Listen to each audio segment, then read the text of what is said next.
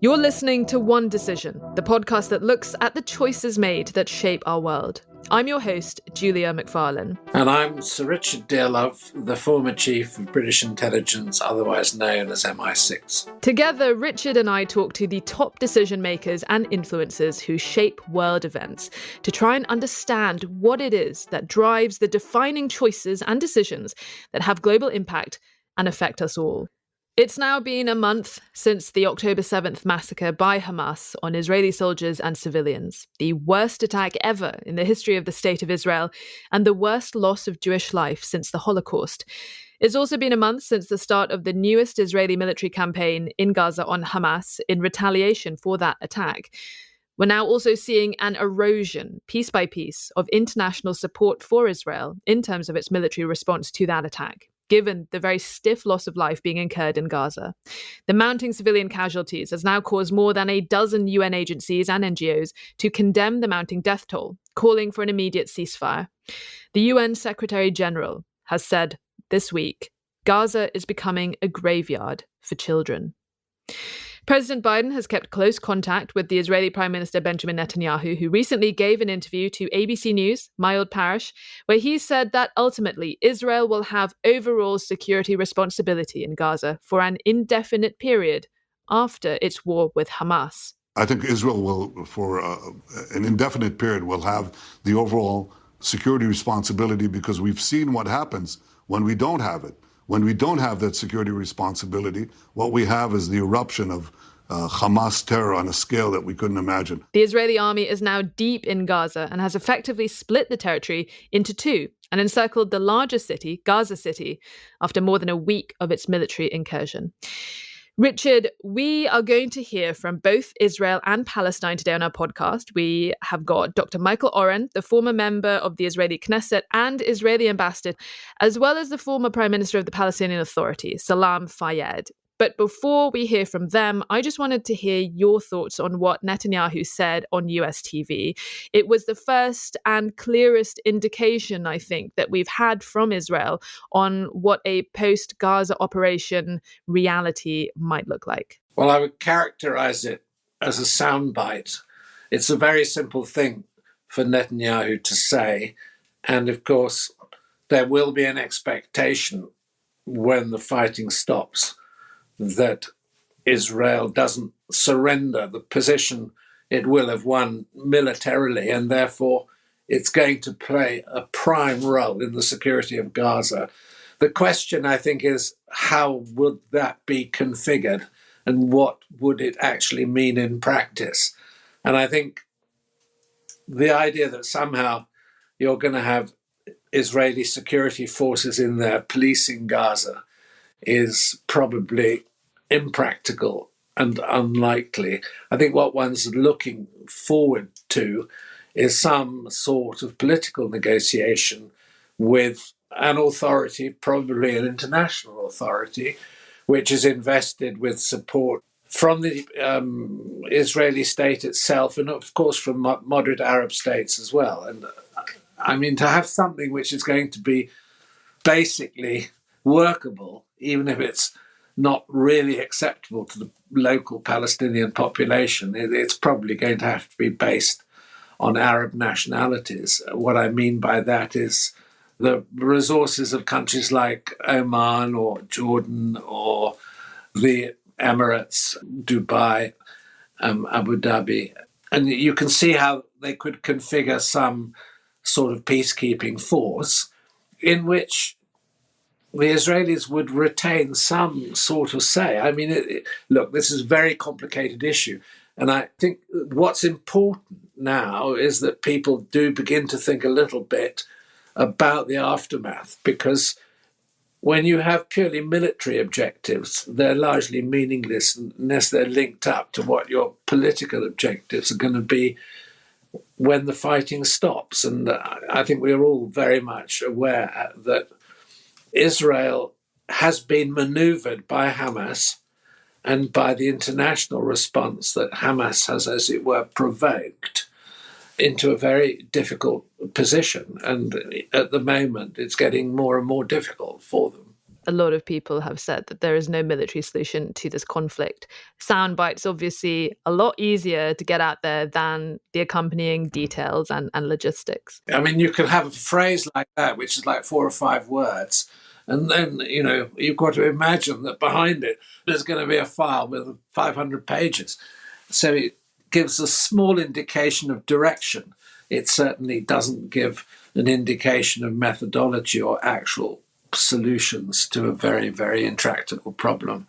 Thanks, Richard. Well, as I said, we're hearing from both sides today. First, Dr. Michael Oren, the former ambassador to the US and a former member of the Israeli Knesset between 2015 and 2019. He also served as a deputy minister in the Prime Minister's office in charge of public diplomacy. I started by asking Michael his thoughts on that interview with Netanyahu and what he thought was the future of Gaza and the security of both Israelis and Palestinians. Well, first of all, thank you for having me on, Julia. And it's a really interesting question. It's a new question. Every round of fighting we've had with Hamas, this is now the 5th round, going back since 2008, Americans particularly come to us and say, okay, what's your end game? What's your plan for the morning after? And frankly, we haven't had one. The morning after was you go back to the status quo ante. You pay off Hamas with Qatari money. You try to improve the quality of life in the Gaza Strip, for example, letting thousands of Palestinian workers into Israel every day. It turns out Hamas wasn't really interested in that.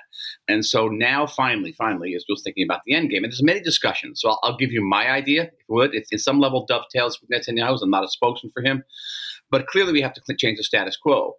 We may have to create a cordon sanitaire around Gaza to make sure that people can't come to the border anymore. Previously, Palestinians could come up pretty much to the border, and that was too dangerous. We have to work to demilitarize the Gaza Strip to make sure that there are no missiles there anymore, no more arsenals there. But I think the most crucial thing is to internationalize Gaza. So it should no longer be Israel's problem. It shouldn't even be Egypt's problem. It should be the international community's problem. And the fact of the matter is, it is the international community's problem. I mean, we've seen now how massive American naval forces have had to move to the Middle East, and some of them actually engaging in combat because of Gaza. So it's clearly not just our problem. And I would hope that we work with some type of international force. I would hope that international force would have a large inter-Arab contingent in it, perhaps Saudi, perhaps Emirati, other Arab countries, but that the overall security for the Gaza Strip would remain in our hands. And what does that mean? It doesn't mean necessarily Israeli troops patrolling the streets of Gaza. It means the air, the sky, the ability of hot pursuit. It's a very similar arrangement we have in Area A of the West Bank, which is under exclusive Palestinian political and police control, but we do have the right of hot pursuit. If we know that there's a terrorist cell operating in those areas, our forces can go in there and arrest that cell. And significant security involvement will continue to have in Gaza. I think the bigger question, much bigger than Israel's security crisis, is what's going to be the governance of Gaza? What's that going to look like? And there we get some thorny questions, and I'll be very candid about it. The big question is, do we permit or facilitate the reinstallment of a Palestinian Authority governance in the Gaza Strip? Now, last time that didn't work out so well. In 2005, we withdrew from Gaza. And we watched this, and then almost immediately, Gaza became a Hamas stronghold, and immediately Hamas began firing rockets at Israel. It's only less than a year later, in 2008, that the first Gaza war broke out. It wasn't by accident. So the question is, do we do this again? It's the same Mahmoud Abbas who runs the Palestinian Authority. He's in the 18th year of his 4-year term. He won't stand for re-election because he knows Hamas will win. He and his administration are notoriously corrupt and disliked by the Palestinians. So it's a real thorny question. And yeah, there are some Israelis who think we should keep the Palestinians divided and somehow get out from under the pressure of a two-state solution. I'm not one of them. I'm interested in having peaceful governance in Gaza and, if possible, a political horizon for the Palestinians. The question is who and what. And I think here we're premature in looking at that. We should carefully keep it as a goal, though. You made that point recently. I think you were talking to Jake Tapper of CNN when you raised that issue of Mahmoud Abbas, the fact that he's in the 18th year of his 4-year term. You said the fact that he doesn't stand for re-election is because Hamas always destroys him. Hamas had a landslide victory. Hamas is very popular among the Palestinian population. Let's say, for example, that Israel is successful in its strategic objective of wiping out Hamas as it currently stands. It's not able to wipe out Hamas as an idea, and the Israeli operation in Gaza is incurring a very steep civilian casualty. I know that there is not a consolidated, verified number of civilian casualties because we have to rely on Hamas for those figures. Let's say there is new Palestinian leadership in Gaza, as you suggest. Does that include a Gaza that is essentially still under siege by the Israelis, a Gaza that is still home to Palestinians who do not have freedom of movement, where there are not enough trucks coming into Gaza daily compared, with the daily requisite number of calories per person in the population? Will it still be under siege? Will it still be sort of cut off and the Palestinians inside, unable to leave, giving credence to people who claim that Gaza is essentially, quote, an open-air prison? Okay, a question about the siege. You're talking to the bad guy here. You're talking about the guy who was in charge of the Gaza blockade. And this was back in 2017. I was in Knesset. I was a deputy to the prime minister. One day he calls me in and says, I got some bad news for you. You're in charge of Gaza. And you're in charge of trying to find ways of increasing or enhancing the quality of life in Gaza. You don't want this job. Because one of the many things you find out immediately is that, Iran, which is deeply embedded in Gaza, is willing to fight Israel to the last Palestinian. They don't care about the Palestinians. Mahmoud Abbas is willing to fight Hamas to the last Israeli. And the Hamas itself doesn't care about its people. So we have a crossing. It was called, in Hebrew, Kerem Shalom, but it's a kind of ironic name. It was called the Vineyard of Peace. A huge crossing. And it had the capacity of handling 1,200 very large flatbed trucks every day, filled with everything, food, medicine, building materials, everything, because the blockade was not a food blockade. It was just a military blockade. It was arms and what was known as dual use issues. So if you brought in an irrigation pipe, it wasn't going to go to irrigation because Hamas was going to make it into a rocket. So we had to be very careful about the dual use issues. But it was never food. There was never medicine. There was never a shortage because Hamas wanted a shortage. So of the 1,200 trucks, some days Hamas would let in 800, sometimes as little as 400, because Hamas actually wanted a level of humanitarian distress in Gaza to keep the population a little hungry, to keep the population angry, to keep the population dependent on Hamas. I mean, you can make this stuff up. I mean, this is Hamas who uses and loses hundreds of children digging their own tunnels every year. They were losing about 200-300 children a year in tunnel construction. They don't care. I mean, just throw out everything you know about human decency when you're dealing with Hamas. I appreciate the need for Israeli security and why the Israelis feel they are justified in the blockade. But would you not say that the Israelis are kind of falling into a trap and it helps Hamas with their recruitment? It helps Hamas paint Israel as the bad guy, and it essentially gets you nowhere. And I would say, to some degree, yes, we can destroy Hamas. We can uproot and we can devastate. We can't destroy the idea of Hamas. No more than the coalition could destroy the idea of ISIS or the idea of Al-Qaeda. What you can do is degrade the organizations. So today, Al-Qaeda and ISIS are far less threatening because the organizations have been degraded. I say this too with Hamas. There'll be Hamas because Hamas is basically the Muslim Brotherhood. The Muslim Brotherhood are everywhere. The Egyptians basically creamed them in Egypt, and they're still around, aren't they? And that's a fight that is a generational fight over education, the way children are educated. Hamas educated Palestinian kids from the age of 2-3 to kill, stab. Summer camps, with the Bible, you've seen the pictures. That will end, but the idea will still be there. And maybe we can offer the Palestinians an alternative. I know you have a history of working with Benjamin Netanyahu. Do you think, obviously Hamas is to blame for the massacre of October 7th and the horrific things that happened in southern Israel. Do you think it is fair to apportion some of the blame to Netanyahu and some of his policies? And what do you make of the reports recently from 2019, where he allegedly made some points in a Likud meeting where he was quoted as saying those who oppose a Palestinian state should support the transfer of funds to Gaza because maintaining the separation between the PA and the West Bank and Hamas would prevent the establishment of a Palestinian state? He's not the only Israeli politician who said this. Far-right MK Bezalel Smotrich, he's now the finance minister in the government, he said so himself in 2015 that it was Israeli policy to treat the PA as a burden and Hamas as an asset. Well, let me say this. I am not a spokesman for Benjamin Netanyahu. I haven't worked with him in many years. I know him. He's a very different man today than when I went, but I want to say that because the Palestinian issue is immensely complex and frankly very intractable. And there are no solutions. There are better management situations. And this is a conversation I actually used to have with him because I saw my job with him as being the voice that he didn't want to hear. And this is the voice that I said to him. I said, Israel's security is like a bank account, right? And you have to put deposits in your bank account. For example, in 1948, after the UN had partitioned Palestine into a Jewish and Arab state, the Zionist movement, accepted it, and the Arabs rejected it. They went to war. And because they rejected and went to war, that put a deposit in our bank account. We were to draw on that diplomatic bank account to give us leeway on the battlefield. We went way beyond that partition resolution because the world understood that we had done our best. That was the deposit. We had made a deposit in our peace account. And I could give you other examples. In 1967, the Israeli government went the extra mile to prevent war. The Arabs wanted to go to war, so that was a deposit in our bank account. And so in 1967, we were able to triple the size of the state of Israel. And no one in the international community gave us a hard time. Nobody, not Great Britain, not the United States. But in other cases, where we were perceived by the world to have not tried to make peace, when we went to war with an empty bank account. And I used to say to Netanyahu, if we go to war, and I was pretty sure we'd go to war soon, we are going not just with an empty bank account, we're going with an overdraft.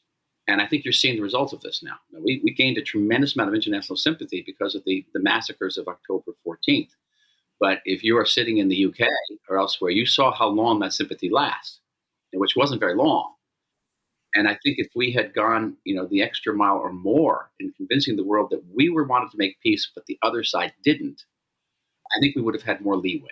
I wanted to ask what your thoughts were on the fact that there is still strong but diminishing support for Israel as the years have gone by. There was a new Gallup poll that suggested support from Democrats for Israel is at an all-time low. Net sympathy is solidly positive among older generations, including baby boomers, but among millennials, there are now 42% sympathizing with the Palestinians and 40% with the Israelis. How worried are you about the fact that there is lessening support for Israel among Americans who are Israel's strongest allies and really guarantors for their safety and security? Well, of course, I'm concerned. And when people come to me and say, well, 2/3 of the American public support Israel, sometimes it's higher, as much as 80% of the American public support Israel. And yeah, this Generation Z problem is a problem, but these people will grow up and they'll see the world in a more nuanced way. Maybe that doesn't give me any great, solace. It doesn't. And it's something we have to work on. And it eventually will find its way into policymaking. And we have to be prepared for that. Again, I want to go back to my metaphor of the peace bank account. We have to keep on making deposits and to show the world that we want peace. And if there's no peace, it's not our fault. And that's not always easy. We have a public opinion too. And I must say, after this fighting, everyone's talking now about, the day after there's going to be a two-state solution. I can't think of probably a less conducive time to start thinking about a two-state solution, because the vast majority of Israelis, and I'm talking about Israelis I know who were significantly to the left of center, are now dead set against it. Why? For the same reason I said earlier. Why Mahmoud Abbas won't run for re-election. Hamas will take over. Just who is going to take over the Palestinian state? If we have a Palestinian state in the West Bank, we're not going to be facing a tactical problem. We're going to be facing an existential problem. It's the longest border we have. It goes from the Golan Heights in the north to the Gulf of Eilat in the south. We'll be dead. And everyone says, well, in your right mind, we're not going to let Hamas take over the West Bank. So if you want to think about solutions, certainly think about creative solutions that don't include the two-state solution. You can talk about federal solutions. You can talk about cantonment. You can talk about local autonomy. There's ways you can move forward if you're not wedded to a solution that's not going to work. Are you saying that the two-state solution essentially is dead in the water in all practical senses? Well, you're asking the wrong person. I never thought it was ever alive. So it's not dead in the water. It was never alive. And for very deep historical reasons. It's not, not because of Israeli government or any particular Palestinian government. It has to do whether these two peoples are willing to sustain a state structure that is permanent and legitimate. On that, there was a really interesting interview recently with Mustafa Barghouti. I'm sure you know, a Palestinian doctor who has been a long-time Palestinian political activist. He said essentially he believes that this can only end one of two ways. That either there is a two-state solution on the 1967 borders, that Palestinian refugees have a right of return and all the Israeli settlements in the West Bank are essentially dismantled. The other option he gave was one where Palestinians were allowed to have full citizenship. He didn't specify Israeli citizenship, but he said for all people living on this land to enjoy full citizenship, equal rights under the law. Of the two options, do you think either one is more likely? Are there either one that you are more comfortable with, or is there a third that you can see that is viable, that is legitimate, that would be fair to both Israelis and Palestinians? Neither of them are going to happen, and neither of them are new. I've heard about them for 30, 40 years now. But there are many alternatives, and the chances of these alternatives happening is if we abandon that sort of Manichaean view, it's either or, because either or is not viable. Right? Israel's not about to commit national suicide, and the Palestinians have proven, I would say, spectacularly incapable of sustaining a state structure. What we can do, though, is we can look at other solutions. And I don't know if maybe solution is the wrong word, but certainly ways of going forward. So I mentioned federal solutions, where you have a consortium of smaller states. Gaza could be a smaller state. What we call Samaria could be a smaller state. You can have federal solutions with Jordan, and this has been advised in the past. There'd be a Palestinian federation that we link with Jordan. As far as I'm concerned, it could be linked with Jordan and Israel. It could be a tripartite federation. You could have cantonment, where you can have a great degree of regional autonomy, but be linked by some type of overarching structure. You could have a trusteeship. A trusteeship could be an international trusteeship. It could be an inter-Arab trusteeship. By the way, that was once proposed for Israel back by the Americans in 1947. And nothing's new here, by the way. A lot of these ideas are been tried. Sometimes they work. When you say linked with Jordan, what does that mean? Does that mean Palestinians leave Israel and become Jordanian? No, the Israeli Arabs remain Israeli Arabs, but there can be a link. There could be an economic link. There can be diplomatic links. You can have federal solutions.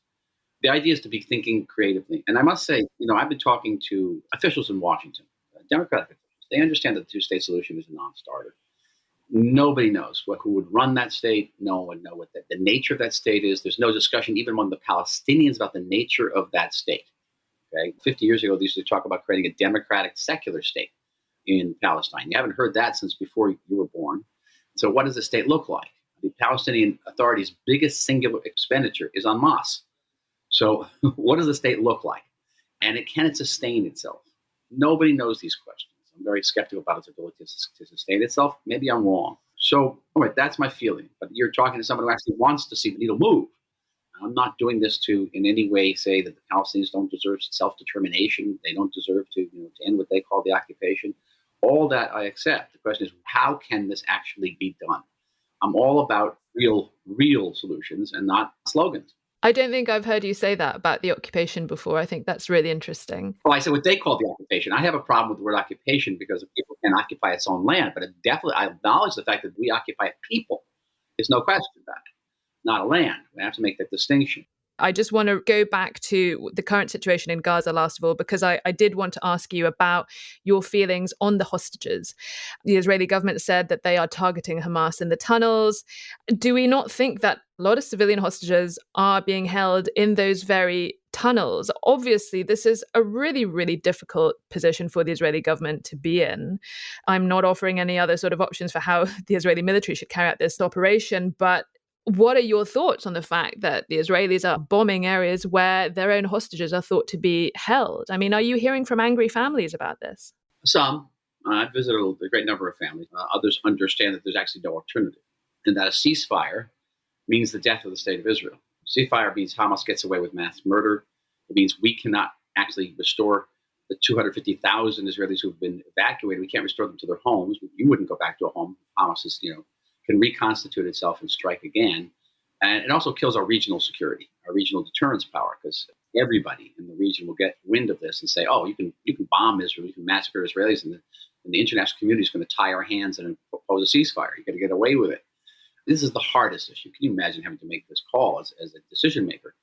I was of the opinion, and I may pay harshly for this in the future, saying that we had a better chance of releasing the hostages by sending in ground forces than not. Because sending in ground forces increased the pressure on Hamas. My feeling, it's a gut feeling, I may be wrong again, is that Hamas will treat the hostages better, knowing that they would be used as a bargaining card. And for want of saying this more delicately, a living hostage is worth more than a dead one. And I think they also want to keep the hostages sort of looking good and healthy so that when they go before the cameras, they can say all those things you heard about Hamas is wrong.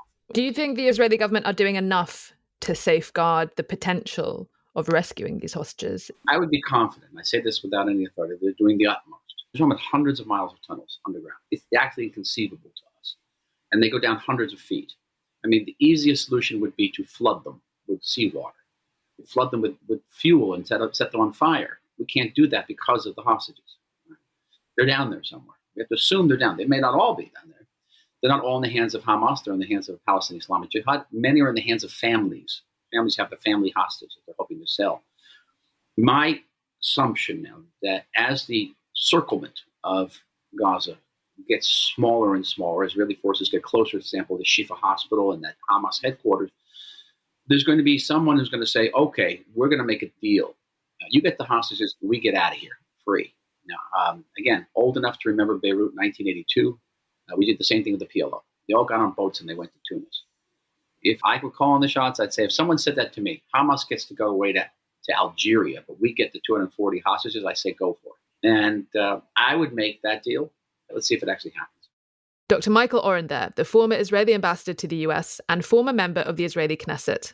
On the need for creative solutions and what needs to happen next, we now turn to Salam Fayyad. He's the former Prime Minister of the Palestinian Authority between 2007 and 2013.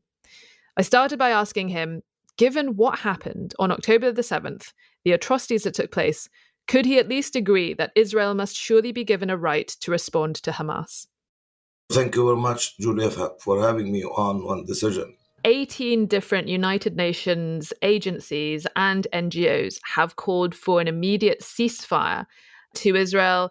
They have expressed shock and horror at the mounting death toll from the conflict. It's really upset the Israeli government. They've been really upset with the rebukes that they have received from the international community, given the scale of the airstrikes. The thing is, though, because of what happened on October 7th, the Israelis see Hamas as an existential threat. The idea that this organization may retain the capabilities to carry out what they did against the Israelis again in the future, this is something that Khalid Mashal, speaking to Al Arabiya recently, he said, listen, nations are not easily liberated. The Russians sacrificed 30 million people in World War II. The Vietnamese sacrificed 3.5 million people until they defeated the Americans, so on and so forth. Palestinians are like any other nation. No nation is liberated without sacrifices. Qazi Hamad, from the Hamas Political Bureau on Lebanese TV, he said the Al-Aqsa flood operation, the October 7th massacre in Israel, is just the first. There will be a second, a third, a fourth. Will we have to pay a price? Yes, and we are ready to pay it. We are a nation of martyrs and we are proud to sacrifice martyrs. Hamas leadership have expressed plainly that they are willing to throw as many Gazans under the bus in order to attack Israel. Would you say that for any peace, for any long-time secure peace, there can be no Hamas because Hamas will just inevitably drag Palestinians and Gazans into more endless cycles of conflict with the Israelis? I'm asking if Hamas needs to be eradicated for the benefit of Palestinians as well as Israelis. The point is, Israel now is engaging in a massive campaign against people in Gaza, essentially.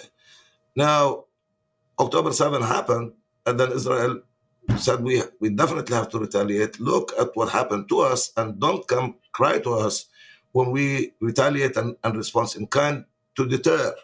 But they're really going on with a campaign that's about eradication. They use the expression about Hamas in reference to what you just said.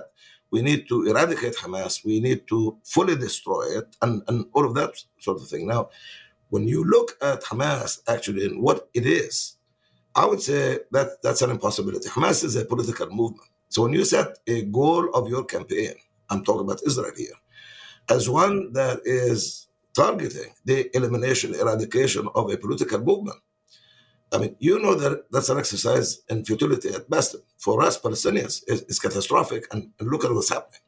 So what I'm really saying is that going after targets, when you know that civilians are in harm's way, putting civilians' lives in danger knowingly, That is a crime under international law. And when you introduce into the discourse what we're really talking about here in terms of the disproportionality, then it really all begins to make sense. I appreciate where you're coming from, Mr. Fayyad. You can absolutely disagree with how Israel is carrying out its aim of getting rid of Hamas, because as a terrorist organization that targets civilians, that kills children, people indiscriminately, and that has stated explicitly in its charter terrorist goals that it seeks the destruction of Israel and all the Israelis and Palestinian citizens of Israel, that there can be no future for a group like Hamas in that form. Now, I'm asking you this specifically because you wrote in Foreign Affairs recently, and a lot of people agree with you, that there needs to be a new Palestinian leadership. There needs to be, as you say, a properly reconfigured Palestinian Authority, which you wrote was the best option for the day after the military operation in Gaza and beyond. And you go into a bit further of what you are proposing. You said the first step must be the immediate and unconditional expansion of the PLO, the Palestine Liberation Organization, to include all major factions and political forces, including Hamas and Palestinian Islamic Jihad. Now, you've said already that there are large parts of the Palestinian population that do support Hamas, that do support Palestinian Islamic Jihad and other terrorist organizations. But how can any future rely on the legitimization of a group that calls for the indiscriminate murder of children, of civilians, that wants the destruction of the state of Israel, that will not see the Israelis as a viable partner for peace? They don't want a state of Israel living alongside a state of Palestine. How does that work? First of all, characterization of factions as terrorist or not terrorist, as you know, these are characterizations that are made by certain countries bilaterally, or maybe even group of countries. But, beyond that, what you're really talking about and raising as a question of maybe impossibility or difficult to see how could it be possible that an organization like this might be included in the future. To get to that future, we need some kind of really political process. How can an organization that stands on the kind of platform Hamas stands on be a party to a process that could lead to peaceful settlement or reconciliation? And my answer to this question is that it happened before, not only in the Palestinian context, but elsewhere. And doing otherwise actually produced results that are counterproductive relative to the insistence on exclusion from the outset. Let me just basically remind your audience, actually, that the PLO itself, if you go back 35 years ago, if you go back to 1988, before 1988, and especially 1993, when Oslo declarations were signed, you can look at what was written in the media now. Take out PLO, and you can put in Hamas. You'd find the story not changed at all. That's where the PLO was, and that's how the PLO was viewed. And actually, as you know, I'm sure, it was not before in 1988 that the Palestine Liberation Organization signaled its willingness to accept as a solution to the conflict the emergence of an independent Palestinian state on the territory Israel occupied in 1967, and that the world started to really engage with it in a process that ultimately culminated in the signing of the Oslo Accords. So that's where the PLO was. And yet it was the partner in peace, and it was, what I'm really talking about here is a PLO that includes all of these points of view. And the PLO, acting on behalf of all of us Palestinians, then would negotiate with Israel, provided that the process this time around is preceded by a formal recognition of our rights as a people, including the right to self-determination, including the right of such a state. It's a good point, but do you not think, however, that October 7th has changed that Hamas have crossed the Rubicon, that now there is no way Israel is going to be willing to sit down with this group. Perhaps they would have been before. Perhaps, maybe they could have been persuaded to. But now, given what happened, the scale of the savagery, the horrific things that happened, that now Hamas have gone to a point where they cannot return back. And they have also demonstrated with their words that they have no remorse over October 7th, and they have even threatened to do it again. It's different from the PLO in the 80s, when the PLO were carrying out bombings and targeting civilians. You're right to point out that the PLO was able to turn around its image internationally and present itself as a partner for peace. We're not talking about that kind of Damascene conversion for Hamas here in 2023, are we?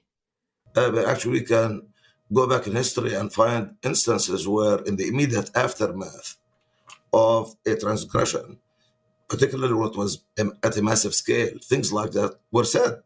This may sound like foreign right now, but as a matter of fact, Israel itself tried desperately to find an alternative to the PLO to deal with. It's possibly the case, arguably the case from my point of view, that Israel really never internalized the idea of a sovereign Palestinian state on the territory it occupied in 1967. So, for example, it looked for ways to deal with local leadership, helping them out and all of that in the face of the PLO. And it is no secret, actually, that as best as it could, Israel tried to avoid having to deal with the Palestine Liberation Organization. And I remind you, some factions of the PLO did engage in acts of violence and aggression throughout the world. And that's how the PLO was characterized. If you really want to move outside of the Palestinian context, actually, without really necessarily stories being completely identical, context identical, and all of that sort of thing, it is not really first time in history that in the aftermath of something horrific, parties, at least eventually, end up having to really deal. Look at North Ireland, for example, and what happened. So history is replete with examples. Look at Afghanistan, case in point. I mean, what possibly could be more horrific than the attacks that took place on the United States, September 11, 2000? I mean, and here we are, 20 years later, the Americans were negotiating with whom? With Taliban to really exit from Afghanistan. That's one way. The other way is to really say we will not deal with anyone. That's point number one. Point number two, without in any way wishing to be understood as someone who really condones violence, certainly not against civilians, for sure.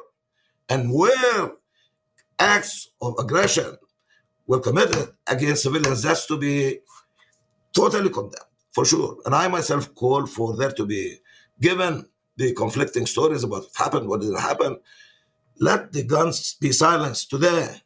And tomorrow, an international commission of inquiry, an independent commission of inquiry, undertake a thorough investigation of what happened on October 7th and what has been happening relentlessly since October 7th.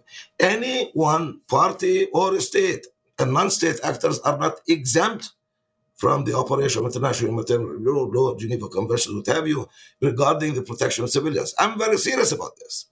And there has to really be accountability. There's no question about that. And good part of the reason why we keep finding ourselves in the position we are, because no such accountability was exacted or expected or pursued before. So that is the issue. I take your point. Mr. Fayyad, you were Prime Minister of the Palestinian Authority for 6 years between 2007 and June 2013. You had previously served as Finance Minister for a couple of terms before then. What do you say to critics of the Palestinian Authority who say that for many Palestinians, it was not legitimate leadership, long-standing accusations of corruption, the Palestinian ministers who drove very flashy cars in the West Bank, had mansions built for them in Ramallah, in the West Bank. Only 2 years ago, just over 2 years ago, PA security forces stormed the house of a Palestinian dissident, beat him with clubs, took him away. This is Nizar Banat. I'm sure you've heard of him. He was dead an hour after PA security officials dragged him from his house. Officials responsible have still not been charged for that. What do you say to people who do not regard the PA as legitimate leaders and representatives of the Palestinian people? Look, Julia, in the article that you cited that I wrote recently, and I wrote about this before, I used only one word. You'll find that I said misrule. Yes, it's one word, but it really captures all of the transgressions that it's meant to. It's not really meant to kind of sweep any of what you have said under the rug. The failure is there, the doctrinal failure, the one that I referred to, the bet that the PLO made. And what is the PA? PA is the creation of PLO, creation of Oslo Accords, essentially. So that paradigm failed. It's a failure of a doctrine. But in addition, there was misrule that took many of the forms that you have outlined. And these forms of misrule are actually, first and foremost, felt by the Palestinian public. And so that's why I myself have stood always on a platform that said good governance first, with all its precepts, and not only in finance, in the sense of transparency. You mentioned some aspects of financial excesses here and there, but really fundamentally, at the core of good governance is how it is that you really manage the relationship between those who govern and the governed. If consent of the governed is not possible to secure, for one reason or another, elections are not held, that does not exempt the government from really putting the interests of those governed front and center. So clearly there is that failure, and that has definitely, I'm here to really tell you, acknowledge without any hesitation. It's not only the failure of doctrine, but also the failure when it comes to judging how the PA went about the business of governing, administering the affairs of Palestinian people of Gaza. If you allow me, Johnny, just like one point that I really meant to say before we really got into this, and I have no issue really continuing this conversation on this particular issue, because until and unless we start by looking in the mirror and seeing what it is, where the failures were, and what really needs to happen to redress them, and that's part and parcel of the reconfiguration that I'm talking to you about. But on the question of who is to be excluded, who is to be included, and all of that sort of thing. And I don't want to really spend too much time looking at history here, but look at the makeup of the current Israeli government. When was it, as a matter of fact? We certainly have no say on who governs Israel. We Palestinians do not vote in those elections. But look at what they have. Look at what was happening in the West Bank before October 7th. For about a year, there was speculation that, with good reason, that we're not very far removed from eruption of Third Intifada. Gaza had nothing to do with this. It really was all based on what was happening in the West Bank, what was happening in Jerusalem, what was happening in Al-Aqsa Mosque, and all of those grievances. We're talking about settler violence, outright acts of terror, with the protection of the Israeli army, houses burned, places of worship, etc., etc. This is the government. It's not really some renegades, going out and rampage here and another there. This is policy. These are actually cabinet officers who actually say these things. They say to us Palestinians, forget it. State, forget about it. No such thing.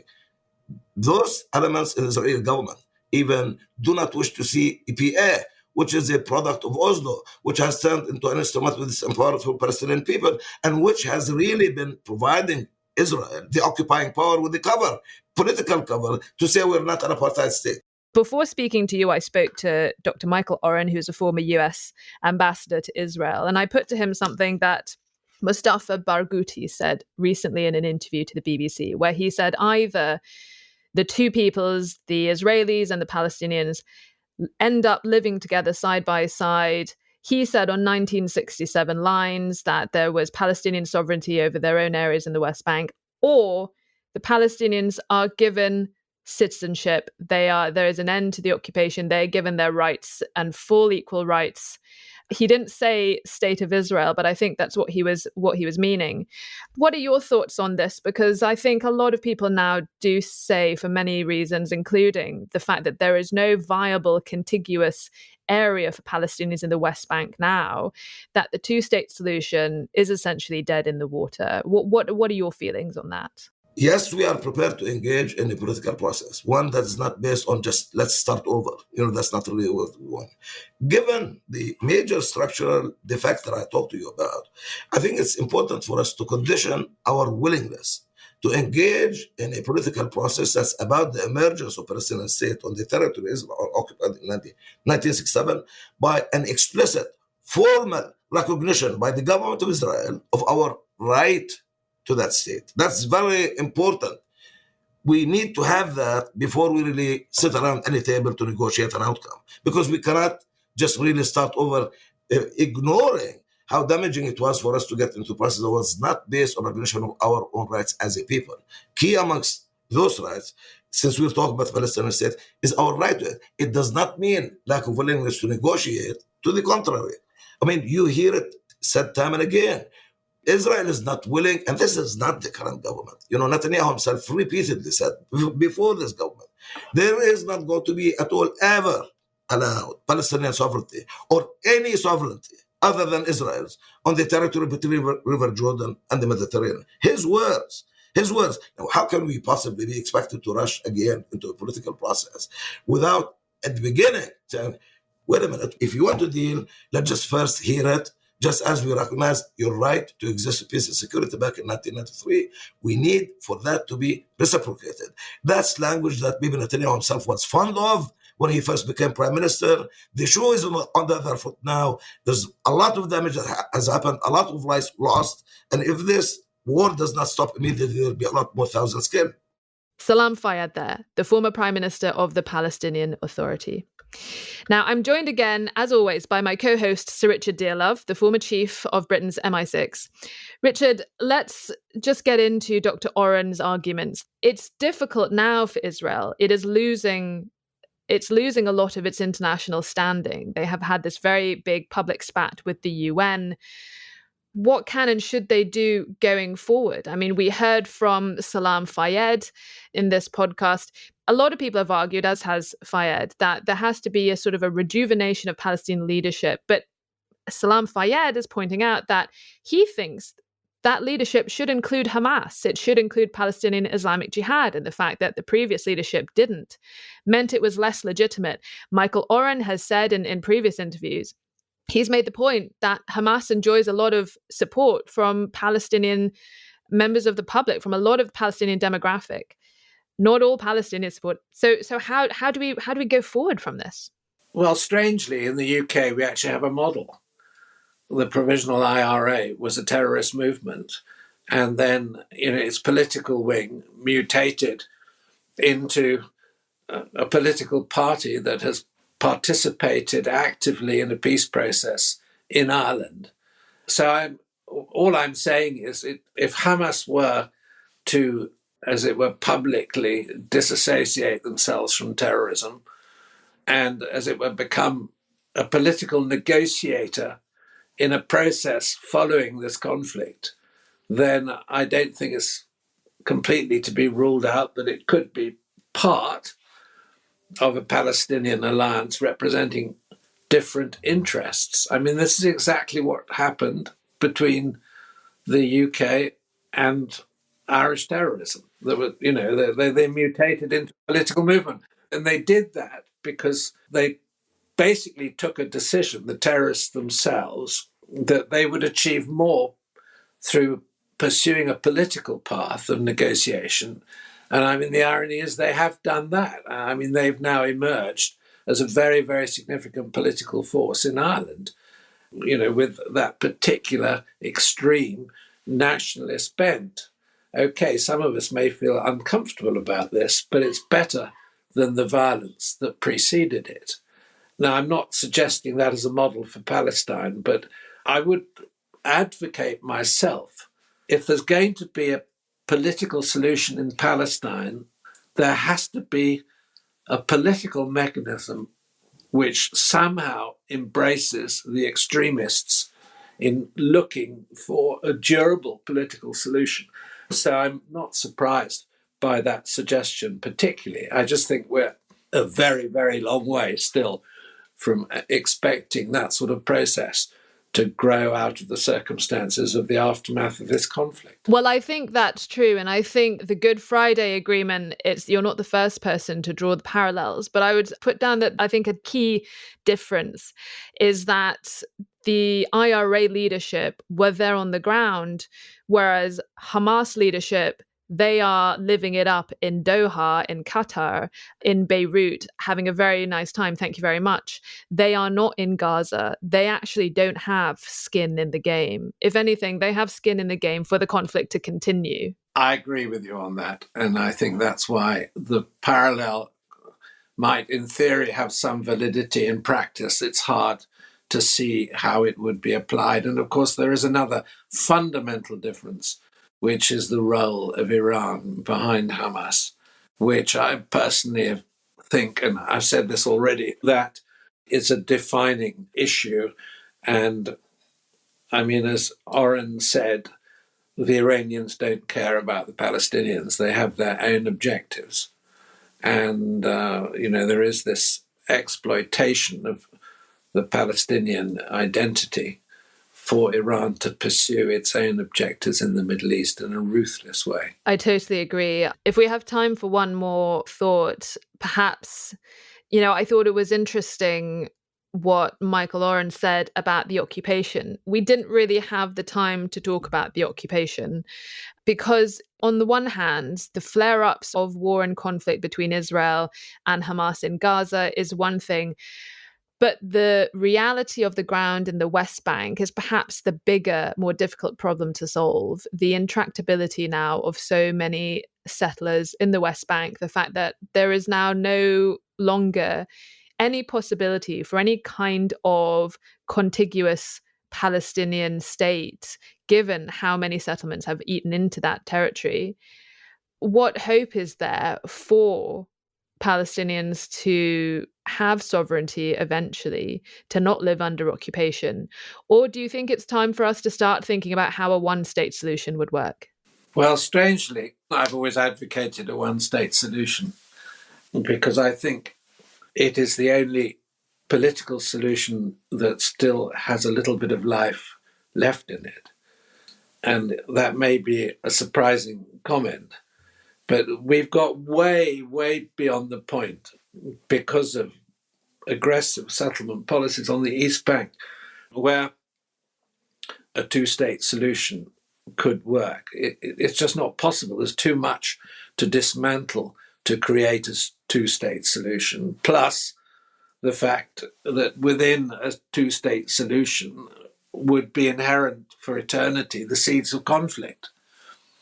Whereas in a one-state solution, you actually could imagine two peoples within a single nation learning over time to live together. I mean, you could argue the Northern Irish parallel between Protestant and Catholic as an example of what we have in mind, but it takes generations to achieve that.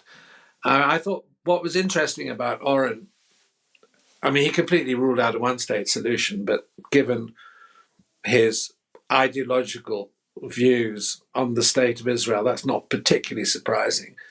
He ruled out a two-state solution, but then was talking about federal solutions, cantonment, other pragmatic, I wouldn't say call them solutions, pragmatic arrangements, which might include some sort of confederation with Jordan. It's interesting, but let's face it, those ideas are even more complex to implement than anything that anyone's hitherto subjected, which is why I think if you go back to the simple idea of a one-state solution, but it requires fundamental change of ideology amongst a large number of Israelis. That's it for this week's episode of One Decision. We drop new episodes every Thursday. Like and subscribe so you never miss an episode. Drop us a line. Tell us your thoughts. What decisions have impacted you and where you live? You can write to us. Our email is onedecision@onedecisionpodcast.com. From me and the team, thank you for listening and see you next time.